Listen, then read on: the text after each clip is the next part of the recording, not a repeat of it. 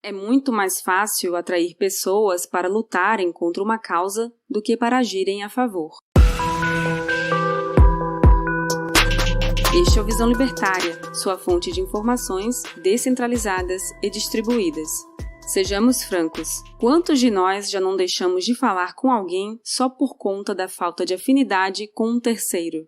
E quantos de nós gostamos de reclamar e falar de pessoas mais do que de ideias? Não devemos ver isso como um problema. Deve ser apenas mais uma forma dos humanos criarem grupos em que as opiniões são parecidas. Isso sempre existiu. Pessoas se unindo por conta das afinidades de visões ideológicas. Basta algumas para que as pessoas se juntem. Porém, a cada vez mais que as fontes se descentralizam e a informação se distribui entre nós, fica ainda mais possível perceber o fenômeno de reorganização orgânica das pessoas em função da similaridade de opinião. O motivo é fácil de saber. Ao descobrirmos que existem outras pessoas que pensam parecido, descobrimos que não estamos sozinhos. Além disso, o acesso a essas pessoas para uma eventual cooperação fica mais fácil. Graças à internet, estamos a 2 toques uns dos outros. Por ela, dá para ignorar fronteiras territoriais e aproximar todo mundo por vontade própria. Como, na maior parte dos dias, nós não vivemos analisando as mudanças evolutivas do mundo, muitos de nós não têm noção total do quão importante e incrível é a descentralização e distribuição das fontes de informação. Felizmente, ela está ao alcance de todos, dos que têm ideias para atitudes corretas ou erradas, concordantes ou discordantes.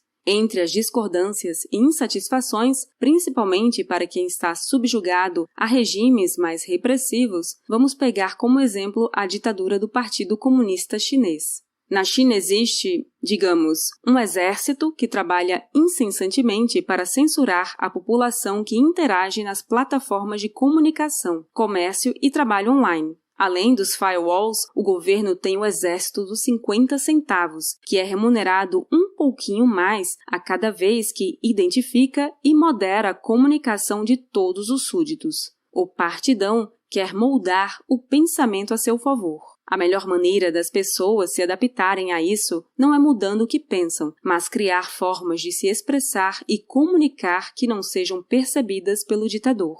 Por conta disso, muitos passaram a usar apelidos para se referir a ele, como Ursinho Pooh ou Baozi, bolinho de arroz, entre outros. Vários assuntos são proibidos por lá, como dizer que o Partido Comunista Chinês é uma ditadura ou falar sobre o massacre da Praça Celestial, e também sobre o chinês. Até falar sobre censura é censurado na China. Mas por que isso acontece? A China tem um mau governo? Sim. Quer manter todos obedecendo regras impostas. Coação e medo de sofrer violência não bastam. Nas histórias de Jogos Vorazes, há o presidente Snow, que é um personagem igualmente controlador, que diz: a esperança é a única coisa mais forte que o medo. Mas o que seria a esperança para indivíduos comuns que moram na China?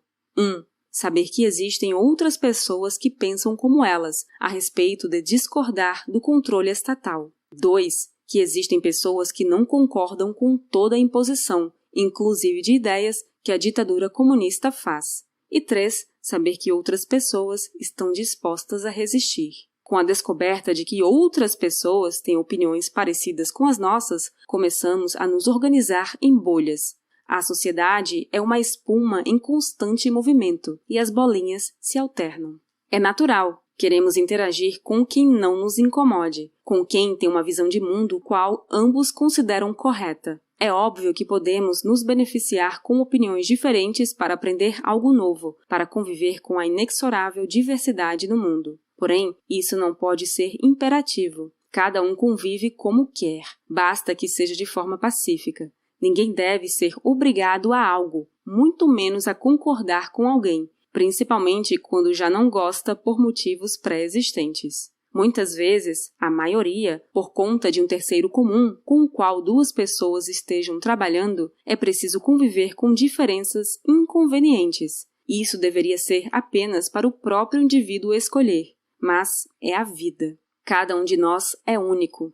Resumindo, enquanto todo mundo está se relacionando de maneira pacífica, fazendo trocas voluntárias e interagindo por livre e espontânea vontade, está tudo ok para a vida seguir.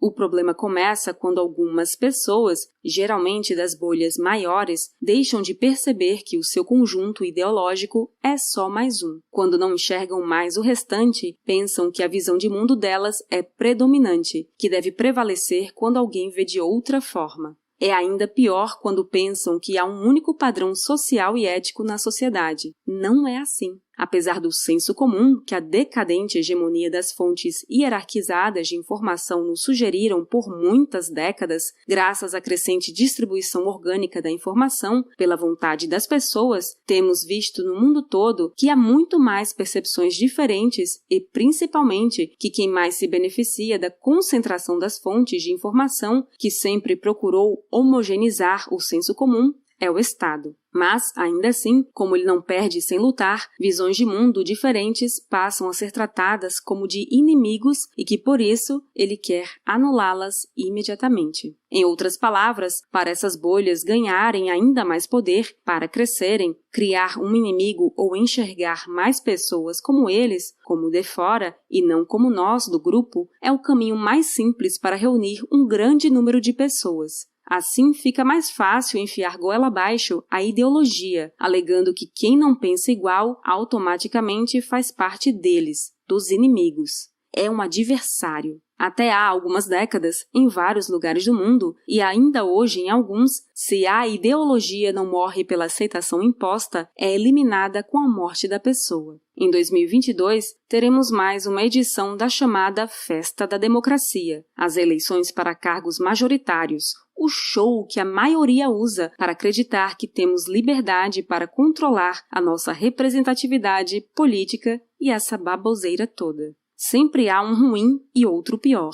Ambos precisam cativar o pensamento da maioria. De qualquer jeito, só para terem alcançado os maiores níveis de popularidade, confirmamos o que Hayek disse em Um Caminho da Servidão. Quase por uma lei da natureza humana, parece ser mais fácil aos homens concordarem sobre um programa negativo, como o ódio a um inimigo ou a inveja dos que estão em melhor situação, do que a respeito de algo positivo. A antítese nós e eles, a luta comum contra os que se acham fora do grupo, parece o ingrediente essencial a qualquer ideologia capaz de unir solidamente um grupo visando a ação comum. Por essa razão, é sempre usada por aqueles que procuram não só o apoio a um programa político, mas também a fidelidade irrestrita de grandes massas. Quanto mais aumenta a intelectualidade, mais as nossas opiniões se diferenciam. Assim, há menos chance de concordarmos em relação a valores. Para haver uniformidade no senso moral, temos que descer aos níveis dos instintos primitivos. O pior denominador comum agrega o maior número de pessoas. Quanto mais dóceis, crentes e sem convicções fortes estiverem as pessoas, mais propensas estarão a aceitar um sistema de valores já pronto. Basta ele ser ouvido frequentemente. É cada pessoa passiva, perante e autoprogramada que transforma políticos em bons solucionadores de problemas e determinadores de regras, que geram um voto a favor.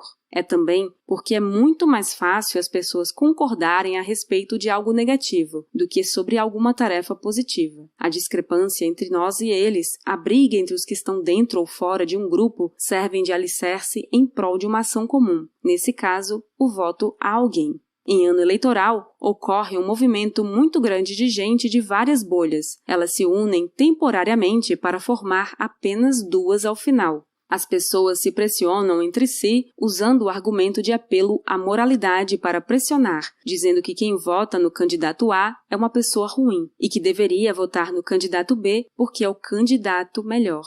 É quase como a defesa fervorosa de um Deus em uma religião, para que alguém aceite a dita verdade absoluta e que os outros são inimigos. É como na antiguidade, quando quem não era fiel a uma ideia deveria ser considerado herege e lançado à fogueira. Hoje não mais custa a vida da pessoa, mas ela também sofre um rechaço coletivo. Chamam de cancelamento. Democracia não passa de uma bolha de ditadura, em que 50% mais um escolhem 1% que vão ter poder sobre os 99% restantes.